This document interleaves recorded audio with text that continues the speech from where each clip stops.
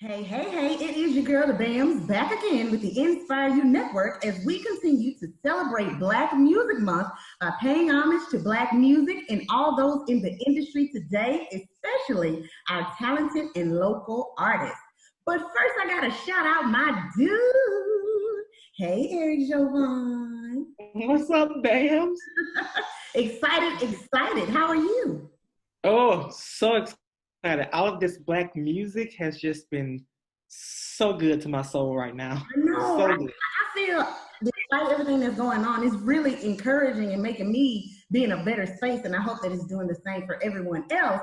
But without further ado, I am so excited to have the beautiful, hustling, hardworking mother, but also talented music industry guru who is a lyricist and can do her thing, Miss Kayla Williams. But we call her, is it Kay?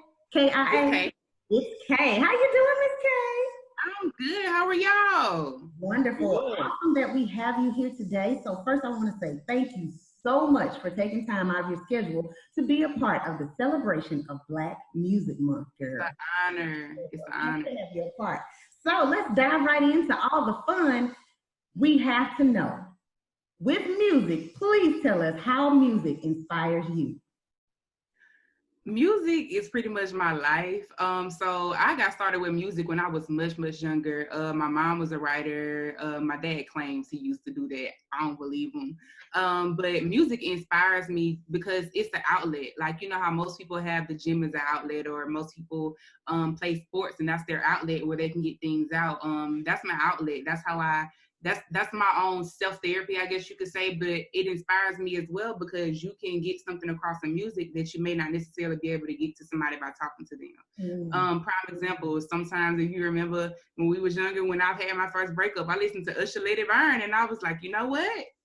Usher spoke my heart right then, so music, it's able to do so many things and so multifaceted that it inspires me to be a part of it, but I also am a partaker of it as well. So Awesome. Usher knew something in that album. He knew something in that album. So in knowing that that is how you feel about music is a part of you. I know that you are one of the dopest lyricists I've ever heard, but what else do you do in the music realm? So I'm a writer, so I write. I've written for some people before. I love writing. Of course, I do music, I rap. People try to convince me to sing. I'm just not that comfortable with it yet, so we're going to leave that way it's at. But another part of my heart that I'm really passionate about is spoken word. I love spoken word, I love poetry. Okay. Oh, yeah, that's deep. That's deep. Yes, spoken word is the absolute bomb. And how long have you been doing the music industry? How long have you been, or did you start when you first, did you come out the womb doing music? I did. Singing and dancing. So I started doing music. I started doing music in the 8th grade, but I started writing poetry when I was in elementary school. Wow. I can remember the first poem I wrote. It was kind of like a short story, and it led into a poem, and I won an award for that. I was in the 4th grade, I think. And it just kept going from there. But music started in the 8th grade. Okay. 8th grade, young. Yeah.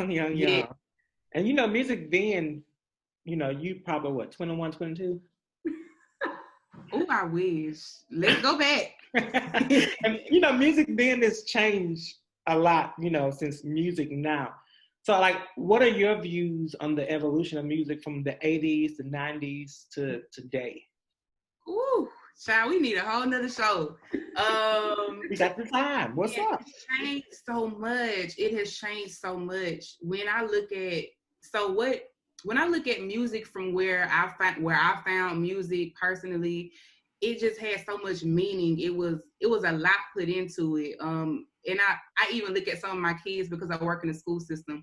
Some of my kids that they make music, and I sit and I look at their music making process, and it just doesn't involve all that I know music used to involve. Whereas you sit down, you're actually pouring out your heart. It means something.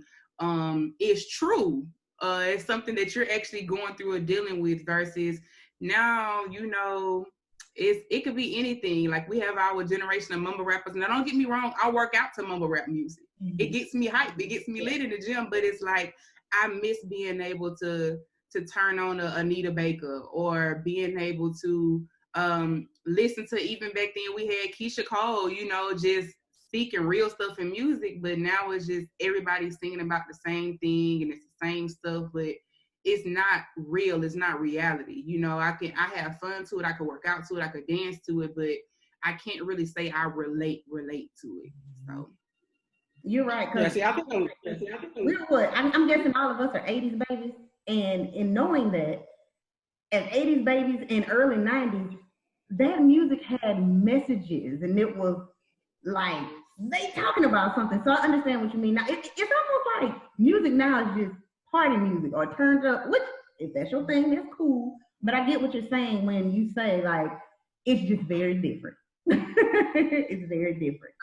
And then I think a lot of it also is music then. A lot of those artists wrote their own because they was writing from their own experience, from their heart, from their mind. I think now a lot of ghost writers get involved, a lot of other writers, and they write for people from their point of view and not necessarily their artist's point of view. And you can't really relate something you don't relate to.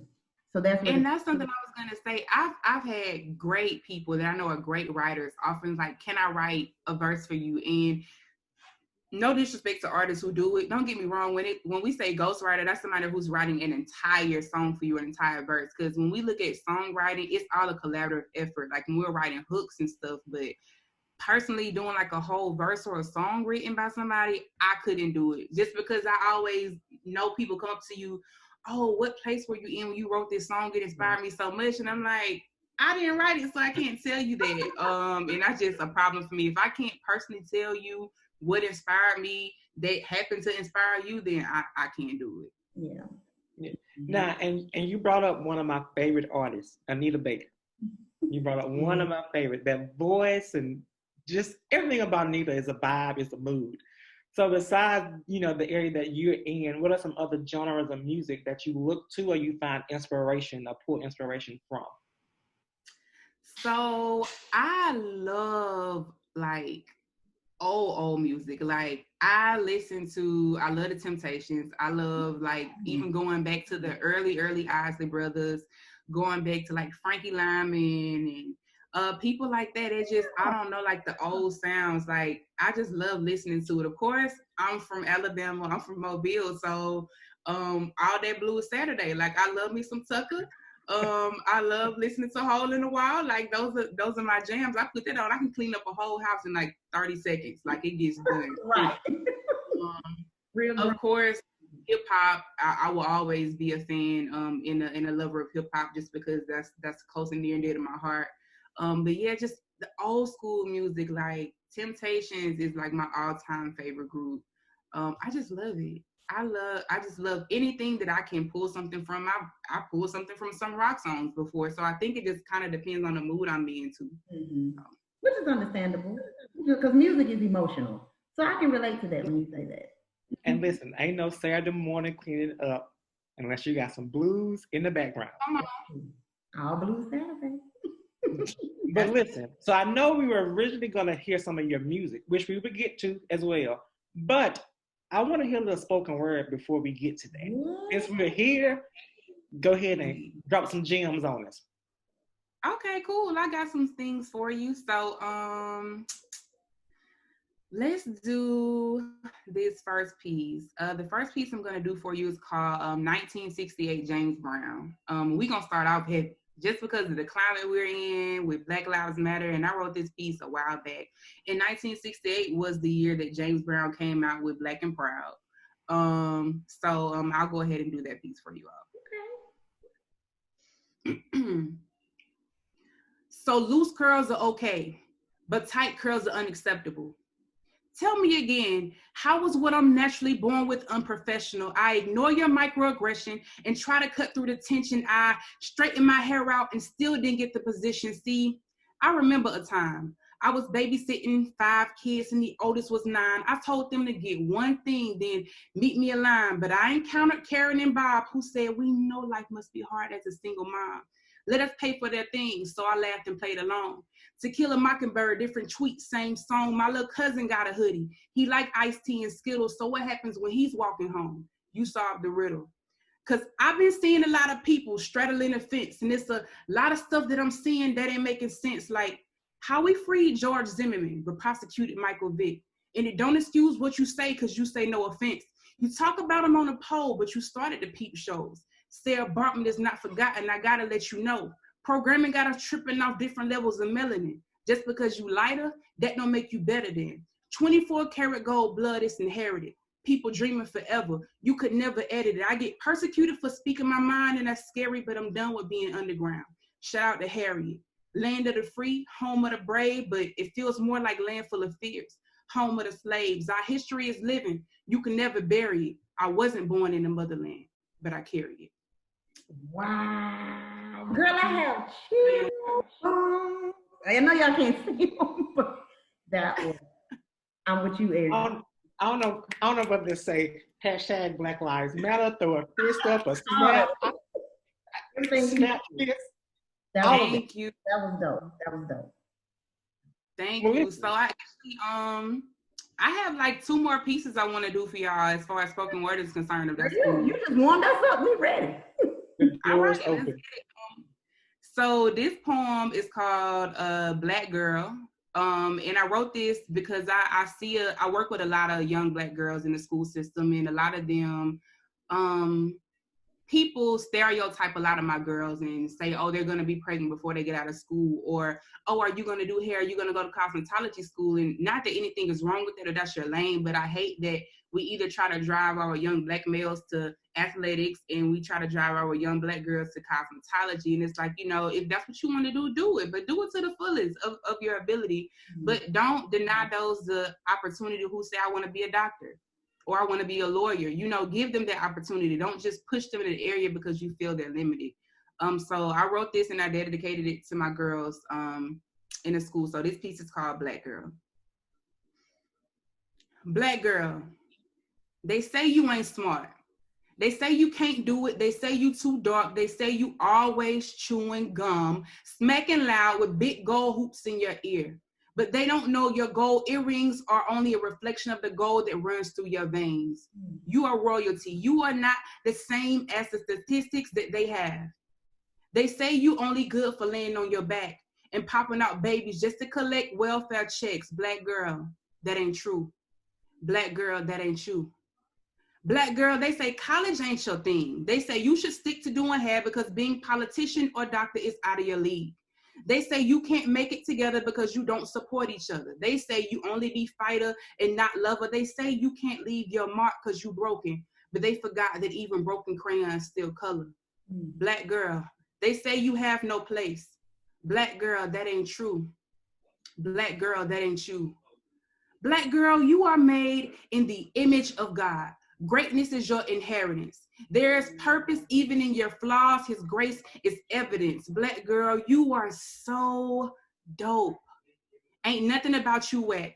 Perfectly melanated from head to toe. Your black don't crack. And even if it does, you can rest in knowing you serve the one and only who makes all things new. Black girl, you can be both cultured and classy. And if they ask you how, you just tell them you be sophisticated ratchet. The perfect balance of being both sophisticated and ratchet at the same time. And yes, you are too pretty to be paused on FaceTime. Black girl, you can do way more than you ever imagined. Tell them you ain't angry, black girl. You just full of passion, and that's okay, black girl. Royalty exudes from your heart. Honey drips from your soul. Hope shines from your eyes. Your tongue gives birth to grace. Yes, your voice matters. Black girl, you are a queen. That is Black Girl. Girl, listen. And see, I think that one, I think that one is important because what happened, the black girls don't get that instilled in them enough when they're younger that, you know, they can be more than that. So those black girls grow up to be black women who physically are grown, but mentally, spiritually, emotionally, it's still that little black girl inside of that grown woman's body. So I think that right there, woo!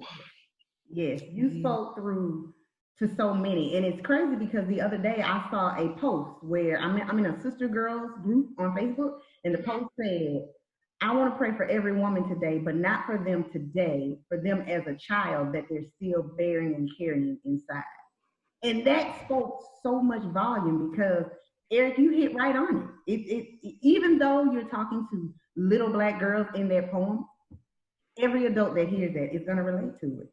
And that's going to feed their spirit and inspire them. Girl, that was the bomb. That was the absolute bomb.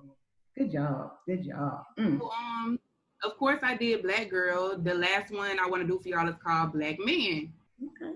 And it's kind of the same sentiment. I feel like we don't encourage our Black men enough. We don't speak positively over them enough. We stereotype them way too much, as we can already see what's going on in our climate. It's just not enough of us building them up.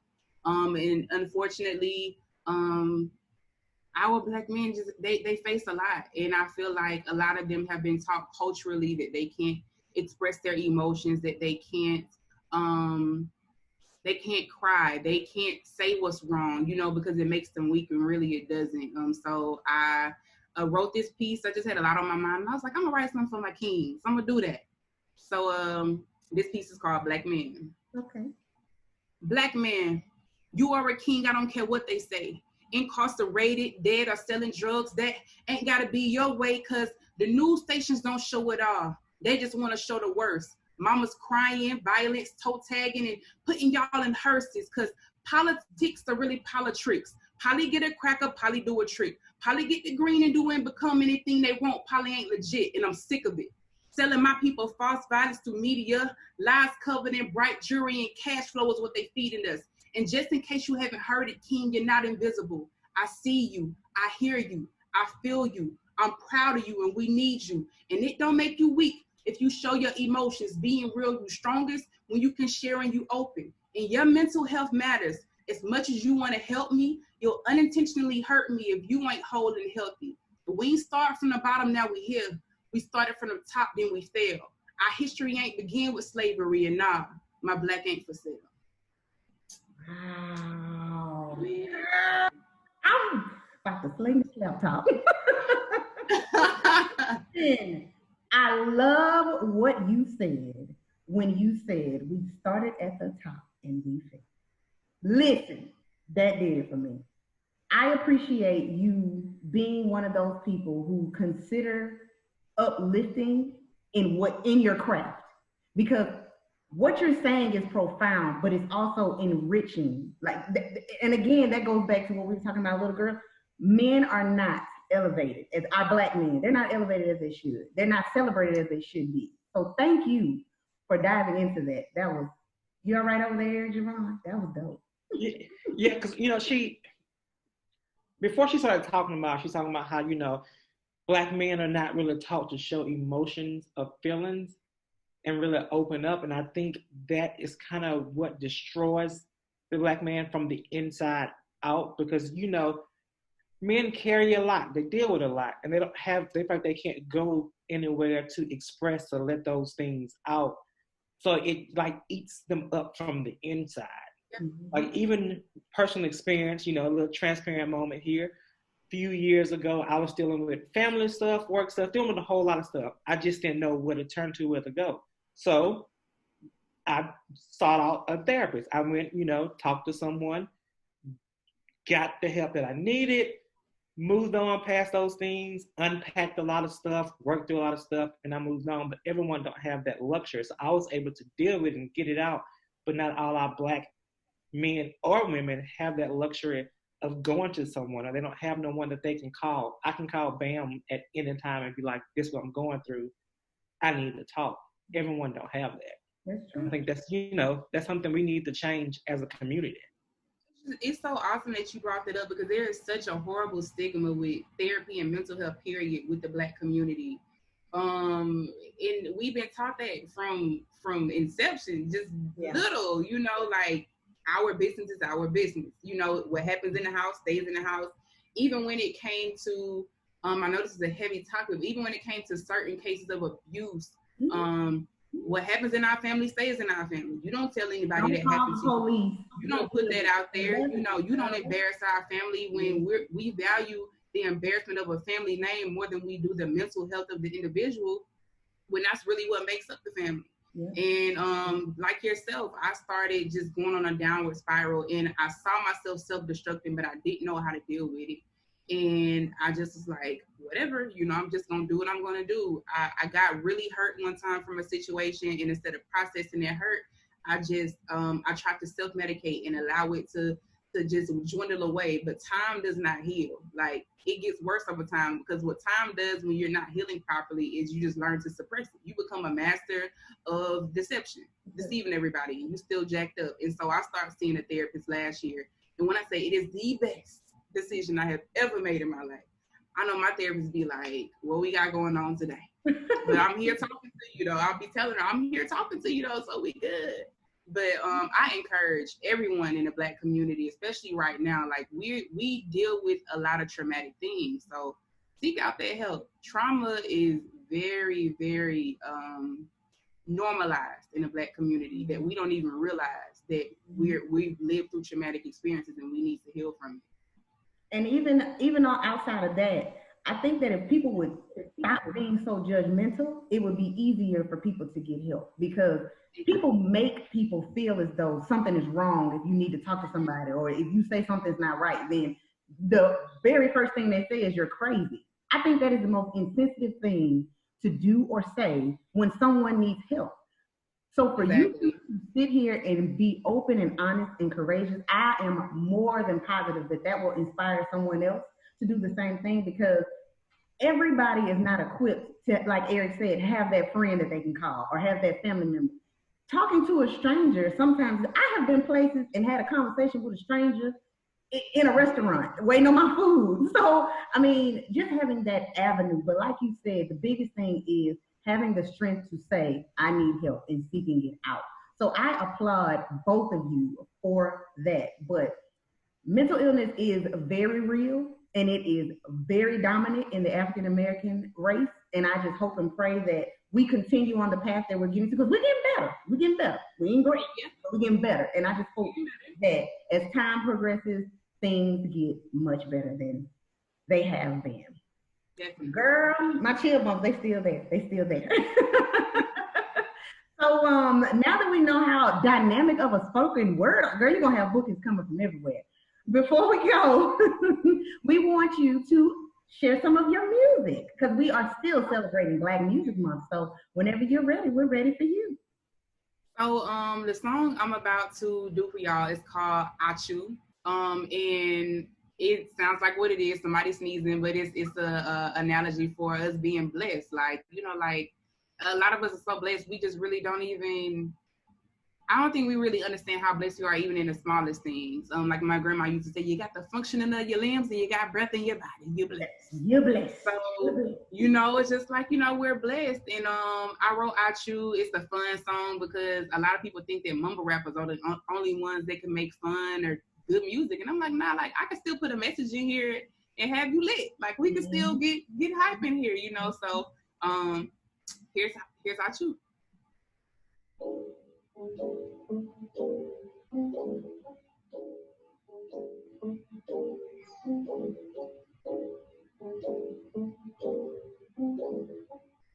Hey, yeah, listen, feeling real blessed. I do what I want, Caillou, like to kick it with my tribe, come through. And if you on the same time, you can come through. My whole team be dripping, too much sauce is spilling. Creating waves, I'm swimming. It's the vibe, I know you feel it. Feeling real blessed, I chew. I do what I want, Caillou, like to kick it with my tribe, come through. And if you on the same time, come through. My whole team be dripping, too much sauce is spilling. Create the waves, I'm swimming. It's the vibe, know you feel it. I've been trill, no bun B. So try God, don't try me. Yeah, I love the Lord, but I'm still a little wretched. Something like your cousin Kiki in my own skin. TP, and I stay higher than Chief Key. Cause the rock is in me, not the trees be. You can find me where the chief be.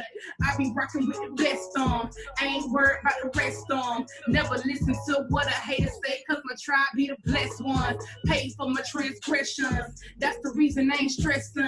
Never take the loss, cause I turn all my L's in the lessons, bruh.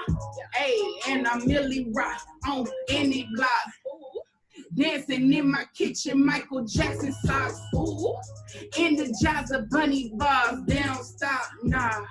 Staying at his feet, get me to the top. I'm barking and I'm biting, so beware of the dog. Before you come checking my spec, make sure you checking your log. Spitting 2020 bars, I'm clearing the fog, and I carry the light. I ain't afraid of the dark, cause I'm feeling real blessed. I choose, I do what I want. Caillou, like to kick it with my tribe, come through. And if you're on the same time, come through. My whole team be dripping, too much sauce is spilling. Create the waves, I'm swimming. It's a vibe, I know you feel it. I'm feeling real blessed. I do what I want. Like to kick it with my tribe. And if you're on the same time, my whole team be dripping. Too much sauce is spilling. Create the waves, I'm swimming. Hey, it's a vibe, I know you feel it. Yeah. Hey! Yo. Now that was dope. Girl, my favorite line. I carry the light, so I ain't scared of the dark. You feel me? Period.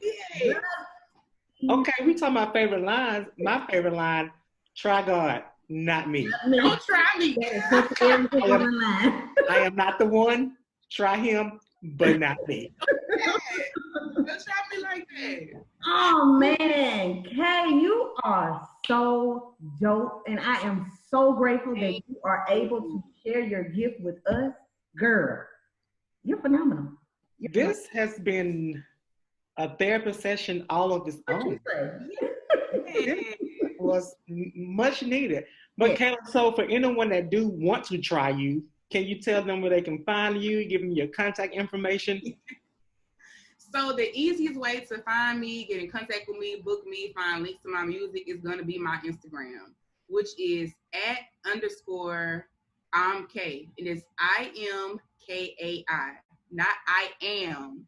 The letter I, the letter M, KAI. And so it's _I'm K on Instagram. If you go to that page, follow me. I have all my booking information on there. You can message me if you need to. And the link to my music is on there. And the link to I Chew, which is my newest single, is on there as well. So definitely connect with me. I love connecting with people.